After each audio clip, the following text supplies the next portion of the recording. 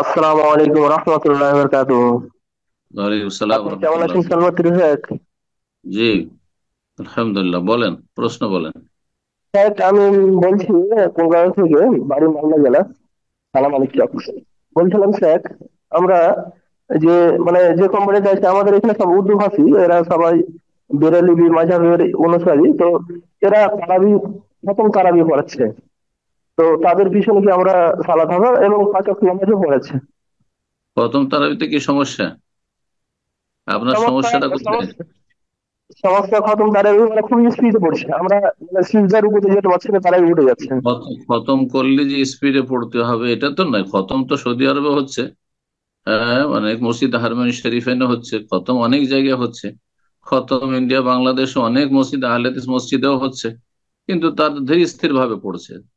তারা যদি এমন ভাবে পড়ে যে তাদের তেলাওয়াতের শব্দগুলি সুস্পষ্ট নয়, বোঝা যাচ্ছে না যে কি শব্দ উচ্চারণ করলো, তাহলে এই রকমের সালাত পড়া জায়েজ নয়, এরকমের তেলাওয়াতও জায়েজ নয়, এবং তাদের সাথে তারাই পড়াও জায়েজ নয়। জি।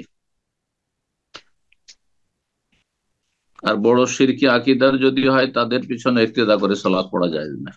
সুতরাং নিজে পড়বেন, নিজে পড়বেন, বা দু চারজন যারা আছেন সহি আকিদা মানহাজের, তারা আপনারা জামাত করে পড়বেন। আসসালামু আলাইকুম রহমতুল্লাহি ওয়া বারাকাতুহু। ওয়ালাইকুম আসসালাম রহমতুল্লাহ বরকাত। জি, বলেন। শাইখ কেমন আছেন? জি, আলহামদুলিল্লাহ। কোথা থেকে বলছেন, বলেন প্রশ্ন। জি শাইখ, আমি খুলনা থেকে বলছি। তো প্রশ্ন বলেন। করার আগে একটু আমার ব্যাপারে কিছু একটু বলি। তো আমি হলাম, সংক্ষেপে বলার চেষ্টা করতেছি, আল্লাহ তাওফিক দান করুক। তো আমি হলাম এসএসসি পরীক্ষার্থী, এই বছর পরীক্ষা দিব। তো এই কারণে আমার পড়ালেখার তো চাপ বেশি। আর এখন রমজান রমজান মাসও চলতেছে, এখন তো ইবাদত বন্দেগী একটু বেশি করতে হয়। তো আমার পরিবার থেকে অনেক চাপ আসছে, ধরে এসেছি পরীক্ষা। আমার পরিবার একটু দিনদার না তেমন, এমনকি সালাফিও না, বিদায়াতি, আমাকে অনেক রকম অনেক কিছু বলে। আর আমার বয়সে অনেক কম, যে আমি হুম, 16 বছর বয়স আমার। তো তারা আমার উপর প্রায় অনেকটাই জুলুমের মতো। আল্লাহ তাদেরকে হেদায়েত দান করুক, সবার কাছে দোয়া কামনা করি। তো এই কারণে একটু আমার আমার অনেক সমস্যা হচ্ছে। তো আমি হলাম, এই যে খুলনায় থাকি, তো খুলনায় একটা আহলে হাদিস মসজিদ আছে, ওই মসজিদের একজন ইমাম ও মাদানি, জালালউদ্দিন মাদানি নাম। তো ওনার থেকে আলো আমি এই যে ইসলামিক বিষয়গুলো জানার চেষ্টা করি। তো জানার চেষ্টা হুম। করতে গেলে দেখা যায় যে আপনার মতো ডক্টর ইমাম হোসেন, আবু বকর জাকারিয়া, আব্দুর রাজ্জাক বিন, যত শাইখরা আছে, তো তাদের ইমান আমল হিকমত যেভাবে কথাগুলো বলেন, আমি বুঝতে পারি এনারা ওরকম না। এমনকি আশেপাশে আরো কিছু আহলে হাদিস মসজিদ আছে, সেই জায়গায় তাদের ইমান আমল আপনাদের মতো না।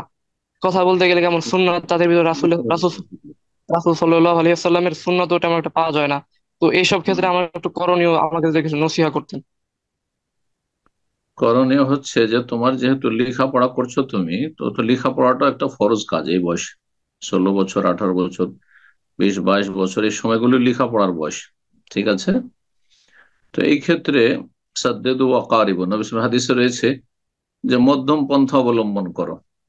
এবাদত করতে গিয়ে এত বেশি সময় তাতে দেবে না সুন্নত নফলে, যে পড়াশোনার ক্ষতি হয়। আর পড়াশোনাতে এত বেশি গুরুত্ব দেবে না যে তাতে ফরজ নষ্ট হয়ে যায়। হ্যাঁ, এমনটা না। এটা হচ্ছে মধ্যম পন্থা অবলম্বন করা। তাতে হবে কি, বাবা মায়েরও খানিকটা উপদেশ শোনা হবে, তাদেরকেও সন্তুষ্ট করা হবে, তার আগে রবকে সন্তুষ্ট করা হবে। তো ফরজ নামাজগুলো পড়বে জামাতে গিয়ে। আর তারপরে তারাবি যতটা পারবে পড়বে। কোরআন তেলাওয়াত করা কোনো জরুরি নয় পরীক্ষার সময়, তোমার যেহেতু পরীক্ষার সময় বা এই বছর ফাইনাল তোমার পরীক্ষা।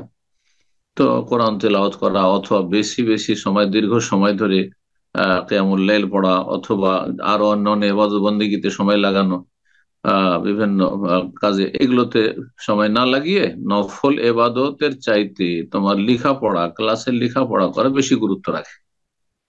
বোঝা গেছে? তবে যতটা পারবে তারাবি যদি সম্ভব হয় তো তারাবিটা পড়ে নেবে। আর বাকি ফরজে যেন কোনো ঘাটতি না হয়। হ্যাঁ, বাবা মা যদি বলে যে না, তো মসজিদে যেতে হবে না, তো ফরজ নামাজ পড়তে যেতে হবে না, তাহলে তাদের কথা ফালাত হতে হবে। সূরা লোকমান আলো, তাদের কথা তখন শোনা যাবে না। কিন্তু যদি বলে যে তুমি এত লম্বা সময় ধরে মসজিদে গিয়ে তুমি কোরআন তেলাওয়াত করছো, তোমার পড়াশোনা নষ্ট হচ্ছে, তাহলে শুনতে হবে তাদের কথা। কোরআন তেলাওয়াতটা একটু কমিয়ে দাও এই সময়টাতে, এই বছরে। আল্লাহ ইনশাআল্লাহ তোমাকে তার উত্তম বিনিময় দেবে, এবং তোমার নেকি হবে ইনশাআল্লাহ। তোমার নেকি হবে, যেহেতু তোমার সদিচ্ছা আছে, নিয়ত আছে যে আমি ভালো কাজগুলো করতাম, কিন্তু যেহেতু আমার সামনে গুরুত্বপূর্ণ বিষয় রয়েছে যে আমাকে এসএসসি পরীক্ষা দিতে হবে, সেই জন্য। তো বাবা মায়েরও কথা শোনা হলো, আর তাদের সাথে সদাচরণ হলো, তাদের অবাধ্য হবে না এবং হেকমা অবলম্বন করবে, সরাসরি তাদের সাথে সাংঘর্ষিক হবে না এবং তাদের কথার প্রতি উত্তর করবে না। তারা যদি অনেক সময় বকাবকি করে, নীরব থাকবে, এটা হচ্ছে ভালো পন্থা, চুপ থাকবে। আল্লাহ তৌফিক দান করুন। বারাকাল্লাহ ফিক। এবং ভালো আলেমদের কাছে মাসলা মাসাইল জানো, মাসলা মাসাইল বলার ক্ষেত্রে সবাই একই রকম নয়। কেউ হয়তো শক্ত ভাষায় বলবে, কেউ হিকমতের সাথে বলবে, কারো অভিজ্ঞতা আছে, কেউ হয়তো প্রথম যুগে আছে। এটা স্বাভাবিক হয়েই থাকে।